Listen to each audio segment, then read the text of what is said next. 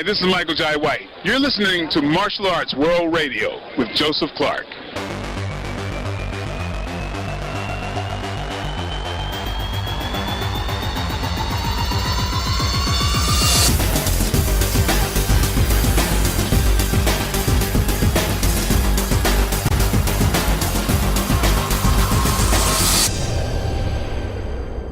Welcome to Martial Arts World Radio. I'm your host, Joseph Clark. Each episode, we feature an unequaled guest lineup consisting of professional MMA fighters from the UFC and Bellator, Olympic martial arts medalists, professional boxers, world champion kickboxers, action cinema stars, and legends and icons of classical martial arts. I am very excited about today's show.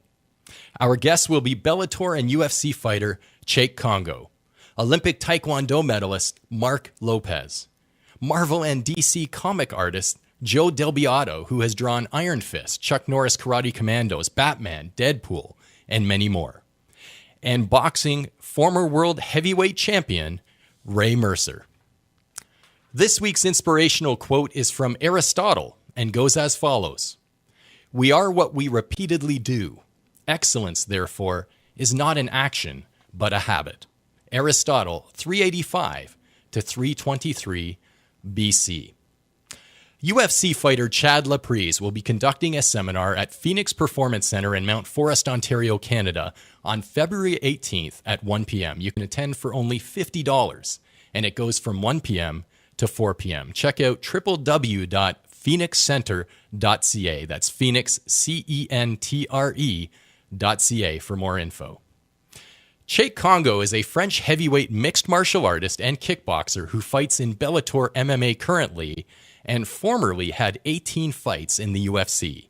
He holds notable wins over the likes of Mirko Filipovic, LeVar Johnson, Sean Jordan, Matt Mitrione, Alexander Volkov, and Pat Barry. He is 41 years of age, 6 foot 4 inches, and 234 pounds. He has a fight record of 25 wins and 10 losses, and he fights out of Paris, France.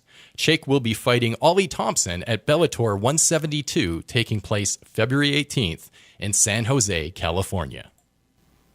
CHEICK KONGO, welcome to Martial Arts World Radio. Now, CHEICK, on Tapology.com, 96% of the votes suggested that you were going to be winning your next bout, and they were suggesting that you would win it by knockout. Why do you think you had such a popular vote? Oh, honestly, I don't know. I don't know. I have no idea. The thing is, I wish, the thing will happen like that, but I never push or predict, the scene of the fight. For sure, I'll always be close about something super clear and sharp. Sure. But I never project myself in that situation. Does your fight preparation differ from fight to fight? Yes, always. So when I'm always, so the base is always to increase the skills and be comfortable with the struggle I can get in the fight. And after that, I had the quality of my the quality and all the troubles of my opponent in my games. So like this I will be away from that. Were there any fighters that you looked up to or who were a source of inspiration for you as you were coming up the ranks as a professional mixed martial artist? I think, like everybody, I used to get as a PE probably Bruce Lee, what else? Jackie Chan, Marco Ruas, Bas Rutten, those guys used to make us dream, about the sports, but also they used to scare us about the issue of the sports. So yeah, and also some video games, but probably perfect to say especially someone, no, but those guys, I just named, used to keep me focused and motivated, in the sport. Have you had to evolve or make any changes to your fighting skills or your methods and styles since you've come to Bellator? Yeah. Rest a lot. I'm resting a lot now. I'm not going crazy with training, so now I spend my time to train at least 5 hours a day, so that's good. Cheikh, you are a veteran of the sport. So many different fight promotions, over 15 years as a fighter. How do you want to be thought of now that you're fighting in Bellator, and how do you want to be remembered when you've finished your career as a professional MMA fighter? I think just as a great fighter, you know. I don't want to be remind just like I don't know. Just, you know, I just try to put a really good legacy. Just like, you know what, in that sport we used to get that freshman, and then now we have a new freshman to the other organization. But yeah, I just want to be known that way. Be somebody good, you know, tough as there, and yeah, doing some good stuff no matter what. Never refuse the fight and give the best no matter what. Looking at your own fight style and your approach to your fights, how much of a part does strategy play versus fight IQ and just overall conditioning and training? How much of a part does strategy play for you? A lot. You know, we always have game playing strategy in the game, you know, and we try to make it work the best. So before to use the right one, even if it goes instantly, like a short lightning. But probably most of the time, you know, some of the skills, probably 20 came, or sure, just came and just say, okay, no, and oh, this one is good. Let's try this one, and bam. And it works. When it works, it works. Cheikh, your perspective on Ollie Thompson as a competitor in your approaching Bellator fight. You know what? He's a good guy. I really like him. But I hate him because he picked that fight. So, and he's great. He's generous. He got a big hair. He's a really strong. He's a beast. And yeah, he's a really good brawler. So, DELBEATO. Cheikh, you're now fighting for Bellator. It's broadcast on Spike Television. There's some great energy in those audiences, great technical values for the fight promotion.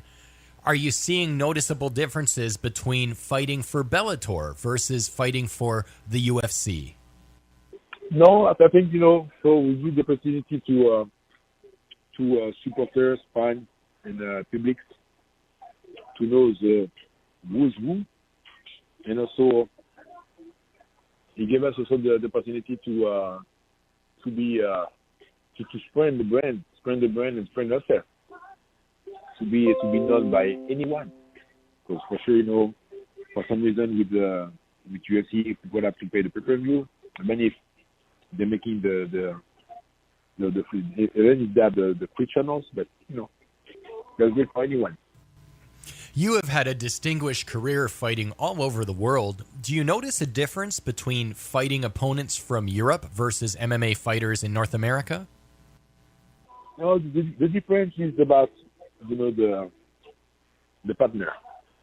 You know, about the tank. You know, the fighter tank.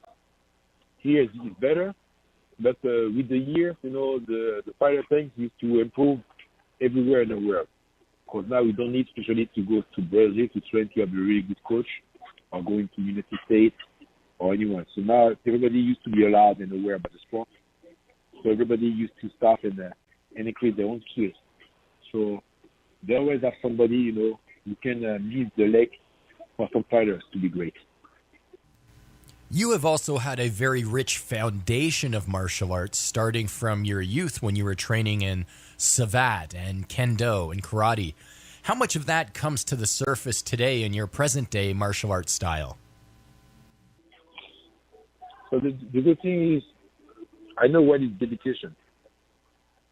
Some guys used to be dedicated, especially because they're suffering, by the training, but they doesn't have the I won't say the rigor, because I don't know how to say rigor in English. But okay, some guys here doesn't have the dedication of the sports, about the rules, about the law, about the respect, Because for some reason, people just want to give the respect because they're on the TV and stuff.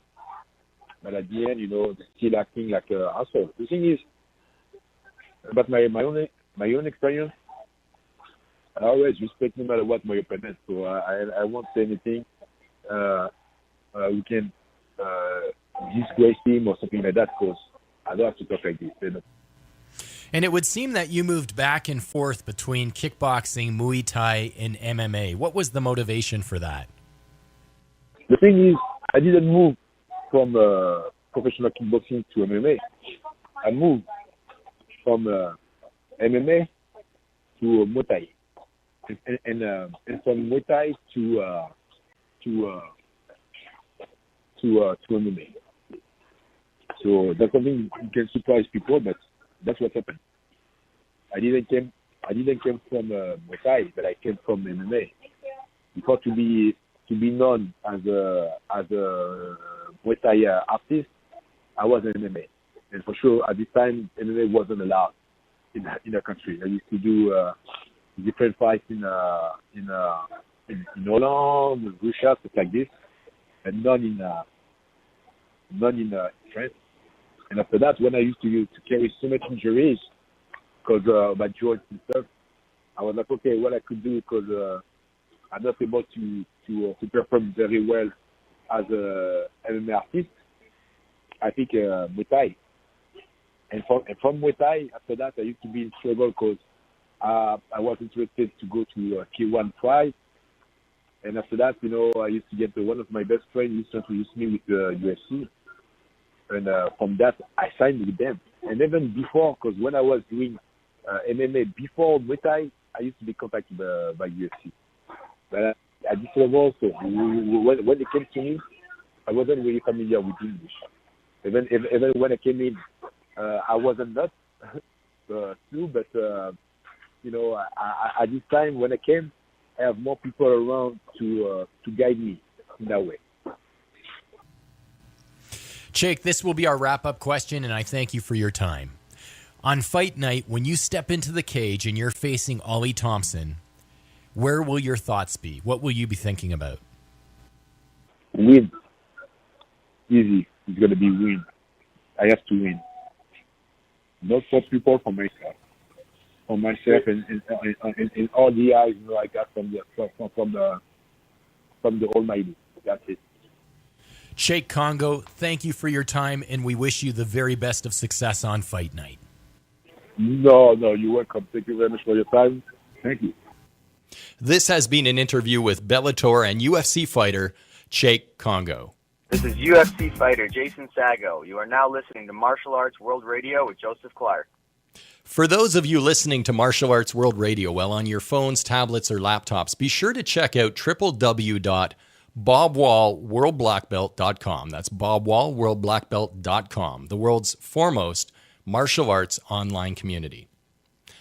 Raymond Anthony Mercer, better known as Ray Mercer, born April 4th, 1961, is an American former professional boxer, kickboxer, and mixed martial artist. In boxing, he competed from 1989 to 2008 and held the WBO heavyweight title from 1991 to 1992. As an amateur, he won a gold medal in the heavyweight division at the 1988 Summer Olympics. As a mixed martial artist, Mercer is known for scoring an upset one-punch knockout victory over former UFC heavyweight champion Tim Silva in 2009. I had a quick conversation with Ray Mercer at the Action Martial Arts Hall of Honor's Mega Weekend in Atlantic City last month. This is a remote interview from the expo floor. Please excuse the background noise. Ray Mercer, welcome to Martial Arts World Radio. It's a great pleasure to be here, man, this morning. Boxer, kickboxer, MMA fighter. What was the influence? Where did it all begin? Well, I always wanted to do like the wrestling type thing like Muhammad Ali did when he fought a wrestler overseas. And I just wanted to do other things than just being a boxer. They always say, you know, if you're an athlete, you can do anything. So I try to prove that. And you certainly have. Those people who influenced you in your life, those people who gave you motivation, are there any mentors? Were there people who played that role in your start of your career? A couple of people in the Army I had as my sergeant. He let me go, you know, the platoon sergeant let me go, which is, his name is Robert Waddell. He used to let me go. He looked out for me to go to training then, you know, when I was in the Army. So I think about him every time I think about my career, because without him it wouldn't happen. And in terms of looking over your fight career in various different competitions, is there a momentous occasion, something that stood out as a moment where you prize it or value it above others?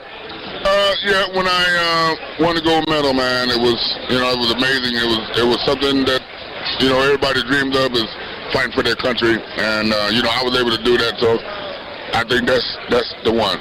What are you doing these days to occupy your time? I'm just doing events like this, and I am the spokesman for Kicking It with the bullying campaign. You know, we have the only bullying school in the country, and we're the first ones, and we want to make that. We want to take that off, because bullying now, I mean, for the kids, it's the biggest thing on the table right now. Now, did you have a preference in style between boxing, kickboxing, or MMA? Prefer boxing. Hate to get kicked, can't kick. I just got kicked, so boxing, yeah. And for kickboxing, was it Western kickboxing and Muay Thai that you were training, or were there other martial arts that you incorporated into your system? Muay Thai, definitely. Can you pick a fight that you would label as the hardest fight of your career, or were there many? There was a couple. Bert Cooper, it was fight of the year. You know, I spent 2 days in the hospital after that fight. I was dehydrated and busting out in hives and everything. So I would say that was my toughest fight right there. One of the things we try to do on the show is really impress upon our listeners, and specifically our young listeners, to lower their idea of limitations. That where they may think that they're limited, they can go so far beyond that. Now, as a boxer, I imagine you'd agree that you probably walked into that career and didn't realize you had way more capacity and potential than you ever realized until you started boxing. Would you talk a little bit about that? Boxing did show me that your limitations are as high as you want them to be, or higher than you think. All you have to do, you have to get in there, and you just got to go for it. And I had confidence in the boxing game to do just that in life. I can go, I can do anything that I want to do. Bullying prevention for kids is obviously near and dear to your heart. How long have you been involved with that organization? 5 years, and we're still kicking. We have like I said, we had the only bullying school in the country, and Gina Marie, she's doing everything. We are doing everything we can to make it progress. And did you have some favorite fighters of your own who you looked up to as you were coming up in the fight game? Oh yeah, a lot of them. Sugar Ray Leonard, Muhammad Ali, Joe Frazier, all them guys, George Foreman. A lot, even the guys that I fought with, like Riddick Bowe, Lennox Lewis, Tommy Morrison, all them guys, man, were great. Ray, really appreciate you taking the time and talking to us today. My final question, can you give some advice to our listeners about pursuing that championship belt, whether it's literally or figuratively in life? Well, you just got to believe in yourself and just do the right thing, man. You can be anything that you want to be. Ray, what a privilege and a treat. Thanks for speaking with me today. Thank you. That was my short conversation with world champion fighter Ray Mercer. Now, while I was at the same event, I also had an opportunity to interview Marvel and DC comic book artist Joe DELBEATO. Joe has drawn the martial arts superhero Iron Fist, as well as the Chuck Norris Karate Commando comics. He's also drawn Batman, Deadpool, Iron Man, G.I. Joe, the Avengers, and many other famous comic book characters. Joe DELBEATO, welcome to Martial Arts World Radio. It's so good to speak with you today. Thank you. It's good to be here. Now, you do work for both Marvel and DC, correct? Correct. I've been working at Marvel since the 1980s and DC both. Worked on the G.I. Joe series, Sector series, and a lot of the martial arts people were great to hear the fact that I had done the Chuck Norris and his Karate Commandos book back in the late 80s when he had his own cartoon strip. I can remember buying and reading that comic. He used to have a Corvette, And it was him, and then he had a sumo with him, a samurai, and then a couple kids. And I used to be one of my books too, at Marvel. Now, Joe, I see that you've done some work on Iron Man, Batman, Deadpool, some really great characters here, and I see Iron Fist over here. Can you tell us a bit about that? Oh, yeah, Iron Fist. Well, he's kind of a fan favorite who's just now coming into his own. That's a character that's been around a long time at Marvel. Now Netflix, has gotten a hold of the property, and it's going to be part of the Daredevil offshoots with the Punisher and other shows. So it looks like that's going to be a really well-received piece. Do you have a particular character that's your favorite to draw? Yeah, absolutely. I grew up on the Nick Fury, Agent of S.H.I.E.L.D. stuff back when it was part of Strange Tales. It was like a split book. And I was always fascinated because that was the time of the James Bond, Sean Connery time. And this was like, he was better than Bond because he had a helicarrier and he had a Porsche that flew. And I just always loved the art style, like by Jim Steranko and a lot of trendsetters that did the book. So that's a cool character. So, Joe, how do you feel about these movie adaptations of our favorite classic comic book characters that are so popular today? Oh, you mean like the Avengers and all that? Yeah, I'm glad to see it. I remember back in the days when they did Batman with the Bam Crash, the Adam West stuff and all. So it's come a long way. I mean, now, it's multi-million-dollar industry, and they're putting a lot into it. And all in all, it's been good. It's been well-received, and it's better than watching that kind of... stuff that was just like basically put together on a shoestring budget. I mean, that has its campy spot too, don't get me wrong. I love watching that stuff every once in a while too. But it's also good to be able to see something with the budget of a Star Wars and have these heroes come to life now. It's really convincing. It's realistic. And of course, they all follow martial arts to some extent. All these actors have to get trained in it or, train with, martial artists.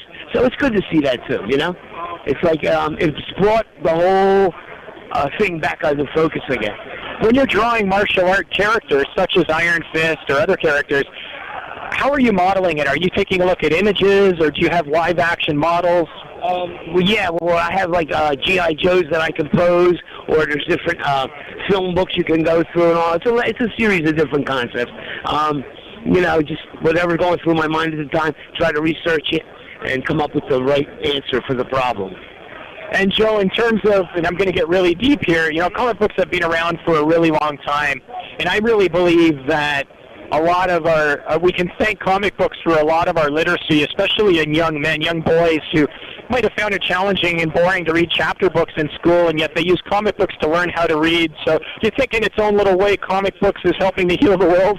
In a great big way, I think. It started out even with Classics Illustrated. I remember as a kid, 15 cents would get you Hamlet illustrated in comic book format, and it's better than reading Cliff Notes, So, no, I think comics have really helped draw interest. I also teach locally at the different libraries, underprivileged children, how to draw comic book art. My course is geared totally to comic book art and not any other stuff. And that's really opened them up to learning how to read and how to interpret and understand the closeness between the picture and the word relationship. So it's really opened a lot of doors for them. Joe, obviously this is what I'd refer to as a God-given gift. This is a talent that was inherent in you. Is it a dream come true to be an artist in comic books? Yeah, absolutely. Especially the comic book aspect of it. It's a very closed industry. It's very hard to get into it because it's very demanding. The thing is, with comic book artists, you really don't have to have any kind of real degree or anything like that on paper, although I guess it would help. However, if they like what you got in your portfolio, you can rule the world pretty much. The thing is, back when I was coming up, there wasn't as much attention paid to the ownerships of the different characters and all that. So, que sera, sera. Yeah, it's a great business. And I encourage others that I teach and all to pursue it. They can make a living at it, and it's a very worthwhile, fulfilling industry. And it's always cool to see a good fight, whether it's on paper or on the TV screen. Joe, thanks so much for talking to us today, and congratulations on a really interesting and wonderful career. Thank you, sir. I appreciate it. You have been listening to my interview with Marvel and DC comic book artist Joe DELBEATO. Hi, I'm Don the Dragon Wilson, and you're listening to Joseph Clark at Martial Arts World Radio.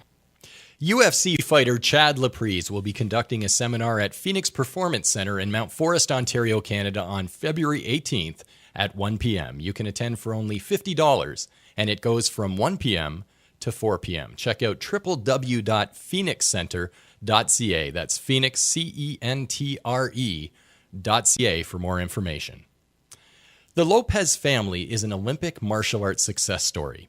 Siblings Stephen, Mark, and Diana each competed in the Beijing Olympics in 2008, resulting in each of them bringing home a medal in Tae Kwon Do. It's an accomplishment which had only occurred once before, way back in 1904, when the Trischler brothers qualified for the U.S. gymnastics team. But unlike the Trischler brothers, the Lopez family also brought 2 bronze medals and 1 silver medal. Mark Lopez has held countless international amateur titles and counts amongst his accomplishments in Tae Kwon Do 1 Olympic silver, 4 world championship medals, including gold after defeating Korea at Madrid in 2005. He's also earned medals in the Pan Am Championships, World University Championships, and Junior World Championships. Mark, welcome to Martial Arts World Radio, and thank you so much for joining us today. Thank you for having me. Mark, at what age did you begin training in martial arts? As far as back as I can remember, but I guess the official age would be 5 years old. And was that Tae Kwon Do? Yes, I did Tae Kwon Do. My 2 older brothers started before me, so by the time I came of age to be able to kick and punch, that's when I started in the martial arts of Tae Kwon Do. Did you train in any other disciplines, or were you exclusively focused on Tae Kwon Do? No, we mainly focused on Tae Kwon Do. Just for fun, we would do a little grappling here and there, but really, in reality, Tae Kwon Do is our main focus. Were your brothers the primary motivation for getting into Tae Kwon Do, or was there something else?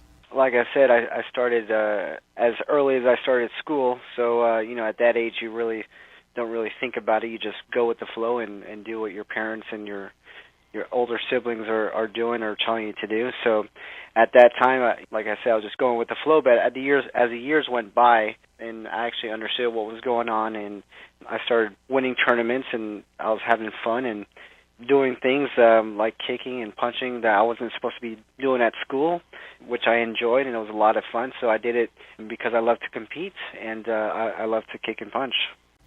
At what age did you enter competition? Right at 5. At 5 years old, I started competing at local tournaments. And at that time, Tae Kwon Do, I guess, was more known as karate. That's how the Tae Kwon Do school I went to promoted itself. So sometimes I would go to karate tournaments as opposed to Tae Kwon Do tournaments where you're allowed to punch in the face, and those point systems, where they raise the flags. But then as Tae Kwon Do evolved into the Olympics, we started doing more 3 rounds, 3 minutes type of competitions to what it is today. Was there much of an adjustment, Mark, when you were competing in karate tournaments as a Tae Kwon Do practitioner? No, not really. The basic premise of to work on distance and use the distance against your opponent pretty much applied not only Tae Kwon Do, but it transitioned pretty easily into karate. Karate is very similar to Tae Kwon Do, so I didn't find it difficult to shift between the two. Now, that was a long time ago. I'm not sure if the same could be true or applied in this day and age. But when I was doing it a long time ago, it was pretty a seamless change. Mark, as you know, karate is now an official Olympic sport and will be featured in the 2020 Olympics. Tae Kwon Do has been an Olympic sport for some time. There were some who said we didn't need karate because we already had Tae Kwon Do and the two were so similar. What are your thoughts on that? Well, I think it's always great to add more martial arts disciplines to the Olympic Games. Any other martial arts, whether it be similar to Tae Kwon Do or not, is a great thing for sports in general. We need more sports like karate and Tae Kwon Do and judo in the Olympic Games to really amplify what sports is all about, which is showing respect to your opponents, showing respect to others, things that good parents try to instill in their children. So although karate may be similar to Taekwondo, I applaud and I'm happy that it's in the Olympics as well, and I hope they're successful.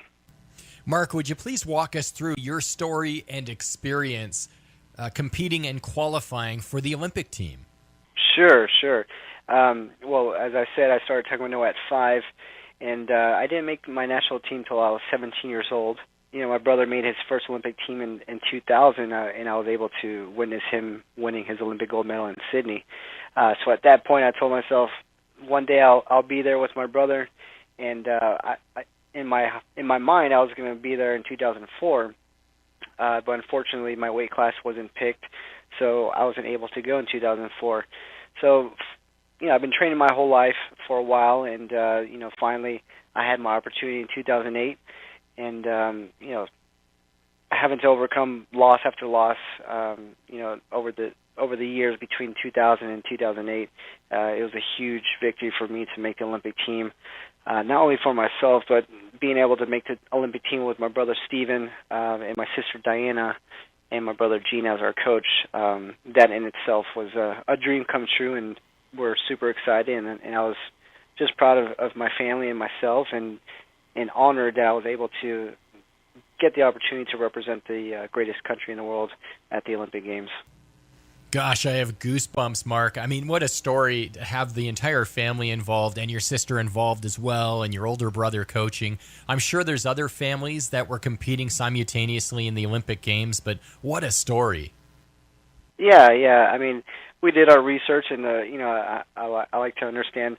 I mean, again, the reason why I think we've been successful, or I've been successful as well, is because we love to compete, and not only in Taekwondo, but all aspects of life. When we all made the Olympic team together, we looked up what other families or siblings had made Olympic team together, and of course, there's a lot of two-member sibling teams, and over time. But I think only once before have there been 3 at the same time, and that was back in 1904, I believe. 3 brothers from Missouri in the sport of gymnastics did it. But we actually had 4 because my brother Gene was the coach, and not only that, but we actually ended up medaling, all of us, and those brothers didn't medal. So we won in that aspect, I guess, and that's another thing that made us super proud. Your parents must be very proud as well. Oh yeah, and that's another motivating factor for us. My dad was a huge fan of Bruce Lee and Chuck Norris. He grew up in Nicaragua, and didn't have the means to participate in a martial arts Taekwondo school that we're familiar with, and really didn't have the atmosphere or environment to maximize his potential. So I guess he lived vicariously through us and made sure he was able to provide us the tools and opportunities necessary for us to shine. He worked overtime and did everything he could to build up the resources for us to travel around the country and compete at every tournament he could take us to. When he saw all of his sacrifices and all his hard work come out as productive as it has, just made him and my mom super happy, and we're blessed and we're happy that we can make them happy. So, Mark, as you're telling me this story, what I'm envisioning is your dad's got all of you huddled on a Saturday morning around the TV with the VCR, and he's playing Enter the Dragon or the scene with Chuck Norris and Bruce Lee fighting at the Roman Colosseum, and he's pausing it and saying, "Look at the distance between them. Check out this move," and so forth. Yeah, that's exactly it. I mean, that was our Saturday mornings. Watching those movies, and then as we got older, Jean-Claude Van Damme was the guy to watch. So we watched Bloodsport, Best of the Best, all those classic movies. So yeah, that's what we watched a lot, and we did as a family together. We enjoyed it, so it was a perfect storm. A lot of families have a difficult time just to get together for dinner or for lunch or just to have a conversation. My dad was able to do that with a huge help from my oldest brother Gene, who acted kind of like our second father. My brother Gene is the instrumental piece in it all. He was our leader and the one that really made the magic happen. Mark, would you share with us your own personal Olympic experience, medaling and competing, and just anything you wish to share about that? Sure. So Today I woke up around 168, so I fluctuate between 168 and 170 naturally. For the Olympic Games, I had to weigh in at 150 pounds. So for me, that was my greatest obstacle, was to make that weight class.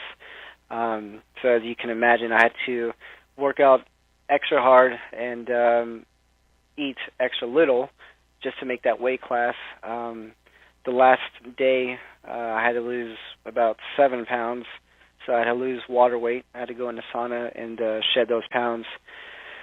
So that was probably the hardest part for me, being in that situation, in there. I'm thinking to myself, man, why am I doing this? But I always told myself, Mark, this is a small sacrifice for a huge gain, so just power through it and just do it. So I made my weight, drank all the fluids back, ate what I could, and I had a huge day the next day because you weigh in the day before. My first match was against Afghanistan, and this guy was about 3 inches taller than me, and I was a little worried because when my brother competed in Greece, he had Iraq first match, and when he came out, the whole crowd booed him right when they announced his name and said the United States of America. So I was a little worried that was going to happen to me, but fortunately it didn't. So at my first match, first round of my first match, Afghanistan threw a roundhouse kick, but the way he threw it was kind of weird because, usually if you throw a roundhouse kick, you're going to block with your forearm, but he kicked as if he was punting a football, and so I blocked the kick with my fist, and as a result, I felt a sharp pain in my hand.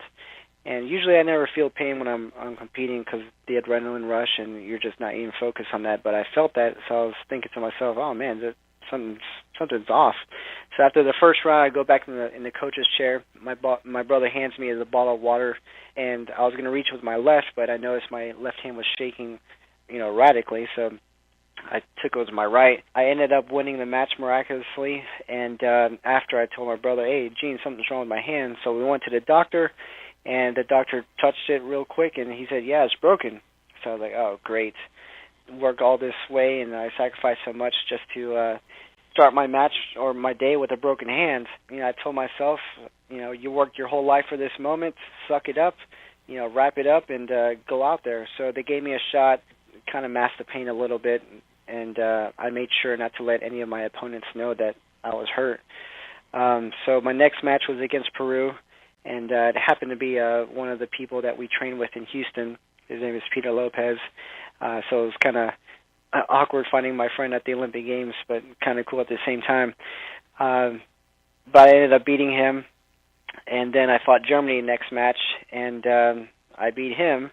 So I made it to the finals. And during those matches, I was noticing that I was getting hit more often than not, and I was telling myself, what's going on?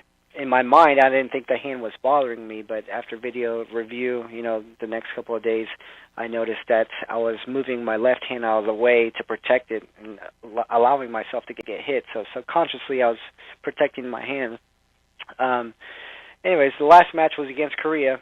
As all Taekwondo people know, Korea's where it originated, and they usually have been the strongest of all as far as competition.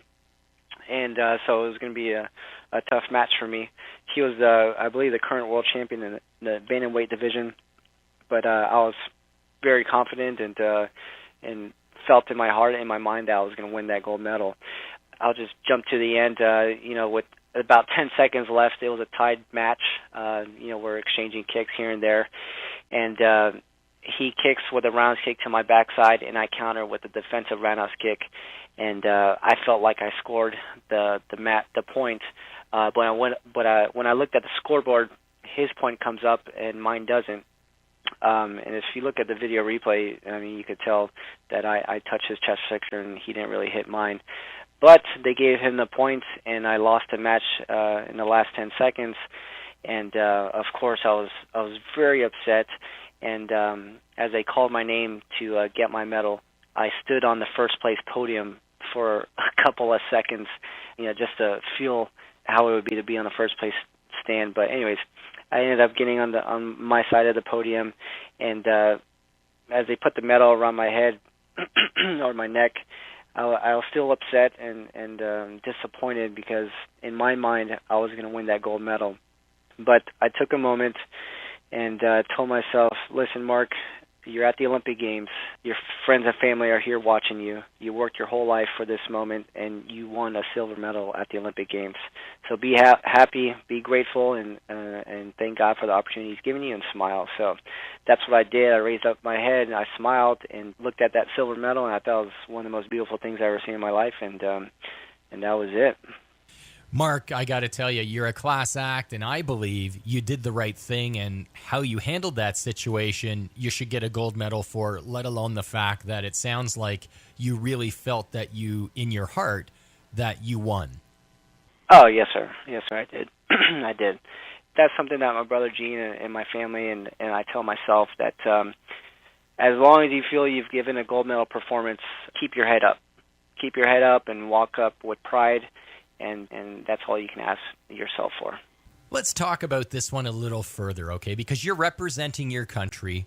You feel there's been an injustice and that the judges have made a bad decision. But all of the people watching who are educated on the sport, who saw the actual competition, all of your friends, all of your colleagues, your family who are there supporting you, they all know the truth. They all know that you won. You're up there on the podium in front of the world, representing your country, and you choose to do the right thing, because obviously at that point in time, crying sour grapes is not going to be the right thing to do, and it's not going to represent you well. It's not going to represent the country very well. It's just going to reflect poorly on all of the above. So I think just the way you handled that, you earned double points right there. Yes, sir. Thank you. Yeah, and again, that's what separates us martial artists from other athletes in other sports. It's instilled in you to have self-control and show respect, and that's the least I can do for my family and my country and the martial art itself. And like you said, it doesn't help anybody if I'm going to be there with a negative attitude. And in my mind at that point, I was like, all right, keep your head up, and let's train harder to avoid any type of situation like this happening again. And I know, it's humans are going to make mistakes, and that things like that have happened in my favor in the past. So you can't really dwell on that too much. And like I said, you just have to train harder and work harder. So instead of scoring just 1 point, you score 2 or 3 or 4 points in order to just get 2 points, and to avoid that from happening. So that's the way we train. We train to overcome any obstacle, including bad judging or bad refereeing, and that's the way you assure yourself a win and not make any excuses. Mark, what are you spending your time doing now? Well, I've been working for the past 5 years, or almost 6 years now, as a certified financial planner at UBS Financial Services. So my last competition was January of last year when I competed at the Olympic Team Trials. So right now, my brother Steven is still competing, so whenever he needs help, I spar with him, or just hold heavy shield for him, or whatever he needs. So I'm there to help him out. Not sure if I'm going to compete again this year or ever again. So as far as being active, I'm not too active as I've been in the past. Mark, are there days where you take a look at that medal and it lifts your spirits, or it gets you through a bad day? No, not really. I get asked to do speaking engagements on sometimes, or I have a client that wants to see an Olympic medal, and I get to tell the story over and over again, like I'm doing today, like I'm doing with you.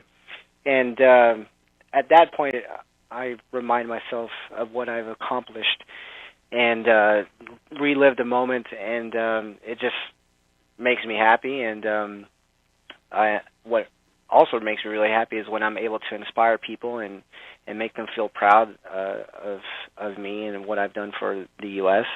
And so, yeah, I mean, every time I pull it out, yeah, it brings a smile to my face, and it brings a smile to my face when other people are happy about it. Mark, as I understand it, though, you had a similar experience in the World Championships. Would you tell us about that? And rest assured to the listening audience, it does have a happy ending. In the 2003 World Championships, I was in a similar situation. I was in the finals against, again, Korea.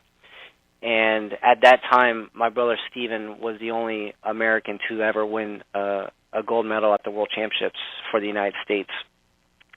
And in the first round, the Korean threw a back kick, and I threw a roundhouse kick under the back kick and hit him square in the jaw. He went down and couldn't get up. At that time, the referee told me to step aside, and he was giving the Korean an 8 count. But then he calls medical over, and at that time, if you delay the match more than a minute, the fight is over, and it was well past a minute, but the referee gave him more time.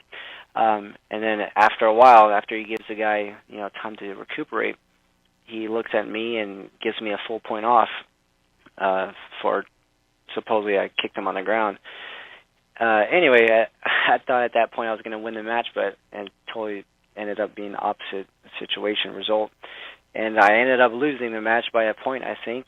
So at that point, that was probably the worst thing that has ever happened to me at such a prestigious competition. And that situation was worse than the Olympics. But I don't know. At that moment, I was like, man, this is crazy. But you're disappointed. For me, I was disappointed for that day, and maybe a couple of days after that. But knowing that I was so close,